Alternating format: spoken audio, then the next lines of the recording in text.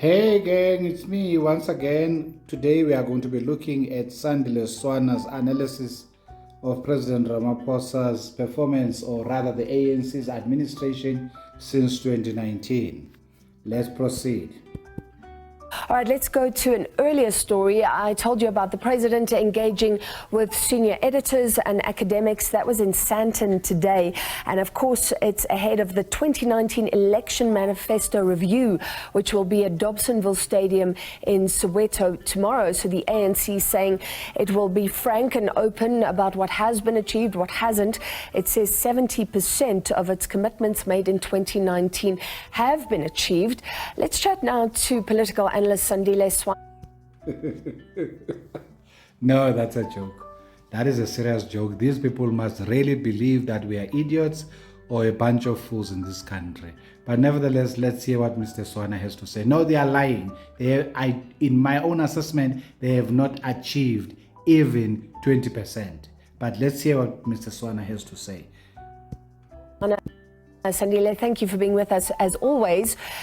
Unfortunately for the president, I mean, he had to respond, but just before this happens, the fire happened, highlighting the housing crisis and perhaps many of the things that haven't been done. Yes, we are sorry that the update of the manifesto happens with the big crises, one after the other in the Joburg Metro, including the death. The last time I heard, it was about 78 people who have died because of clear failings across the country in the area of preventing land invasion and building hijackings because of poor legislation that does not recognize private property and protect private property. A title deed is worth nothing in South Africa because anybody can invade your property and hijack your property, and very complicated and expensive court processes have to happen. On top of that, we've got councillors across all political parties who are heavily implicated in the corruption of hijacking private sector buildings as well as state sector, public sector buildings that are owned by the state for private gain, working with an assortment of slumlords. So yes, he does present this at a time when the economy of South Africa has failed to meet the target of the African Union of 6% growth for each economy in South Africa. 3 economies were identified that have failed to meet this target, being Nigeria, Ghana, and South Africa. All the other economies right up to the equator have grown far closer to the target of the African Union.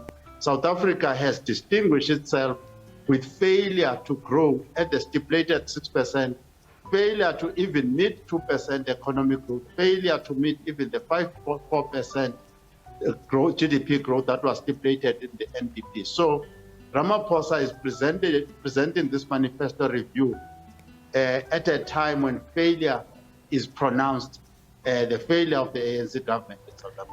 And you've outlined. Very true. Proper analysis. I have absolutely nothing else to add to that. Let's continue. And that very strongly, the president leading this.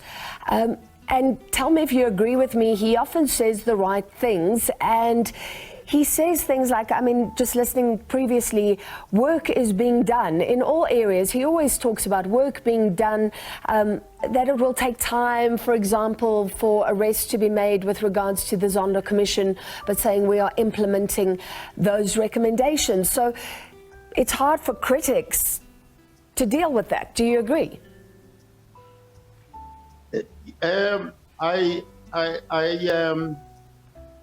may not have heard you very well. Your line is not clear, but from what I understand, there are various categories where the president made pointed remarks to say, for instance, we had 102 promises in this category. We achieved definitely 10 out of the 102, and then 80-something is still in progress, and then 1 we've achieved nothing.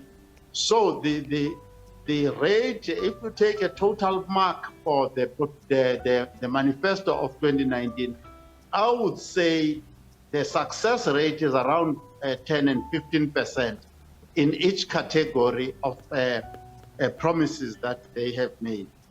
And then some of the promises that they have made, I'll come back to the issue of the Zondo Commission.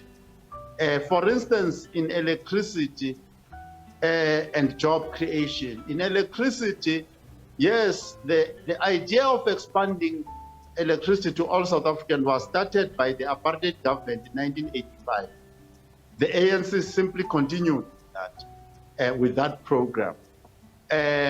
But what has happened in the ANC era is that as they spread out electricity to more and more households and more families, the electricity supply itself was dwindling because they were not maintaining the electricity supply. They were not building new power stations properly on time and mismanaging Eskom totally.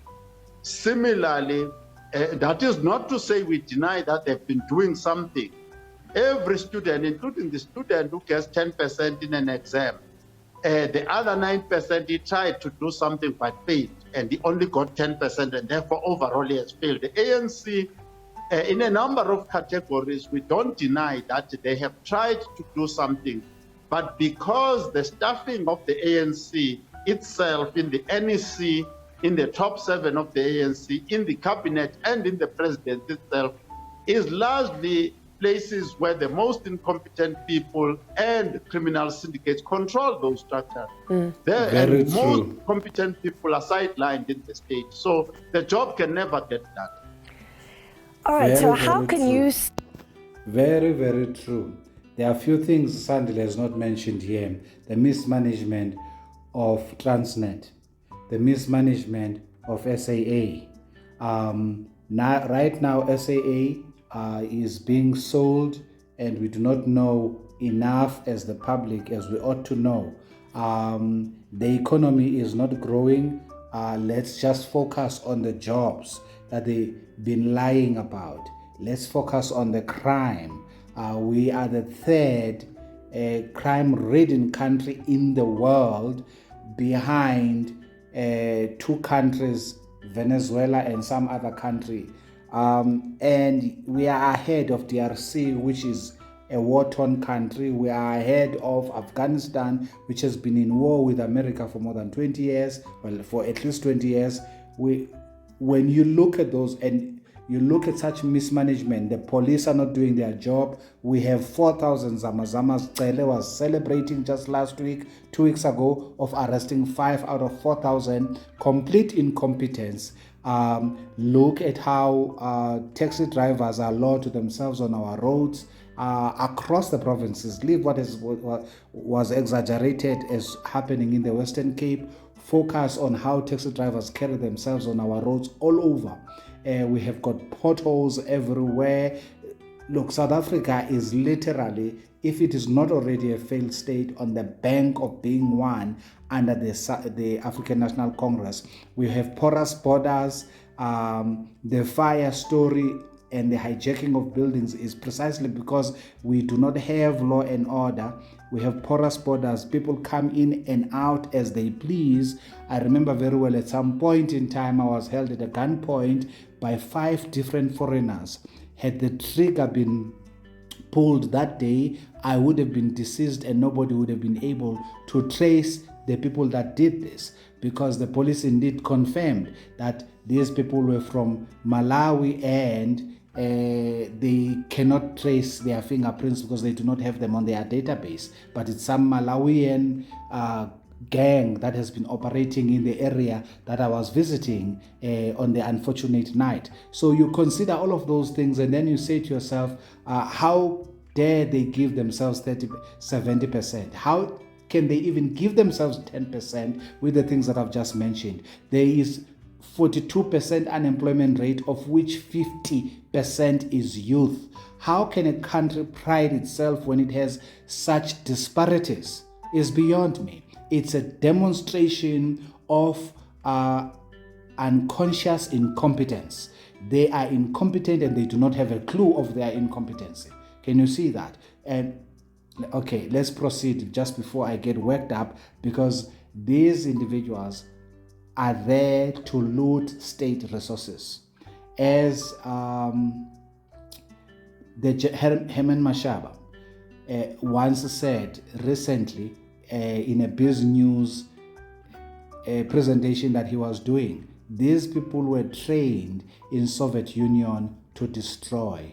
They do not know how to build anything. Good people, that is evident. Everywhere you go, everything that they touch, right, is just the opposite of the Midas touch. Midas, in the mythology of Midas touched whatsoever he touched, it turned to gold. Whatsoever these people touch turns to something whose word I will not obviously mentioned here, because as I've said in one video that I did recently, my proclivity is not to use crude language. But the African National Congress is a disaster. It's just that simple. If you do not see that the African National Congress is a disaster, you probably know nothing about economics. You probably know nothing about good governance. You probably know nothing about risk management. You are just probably clueless and an ideologue that simply is repeating, regurgitating what you've heard them saying. We were all, well, at least let me talk about myself, raised in the African National Congress. Very militant for the African National Congress. The song that Julius Malema thinks are an in thing, we sang them years ago when there was a revolution to fight. Not today. There's no revolution to fight today. We were very militant, but the African National Congress has turned out to be a disaster. The last time the African National Congress had a leader that had integrity, it was Thabo Mbeki. All others that have since taken over, Ramaphosa says in the World Economic Forum that Zuma's years were wasted years. What he forgets to mention there is that he was a deputy president of those wasted years. This is remarkable if you consider it. He says this in the WEF, that these were 9 wasted years, that is the Zuma years. Yet he was the deputy president of those 9 wasted years. Then he ascends into power. If Zuma had a state capture, then Ramaphosa has a 2.0. I did a video recently where I spoke about state capture 2.0. There's no doubt in my mind about it, but there's absolutely no delivery here. He has purged everybody within the African National Congress who has a contrary view from him. That's nothing but dictatorship. That's not democracy, but autocracy.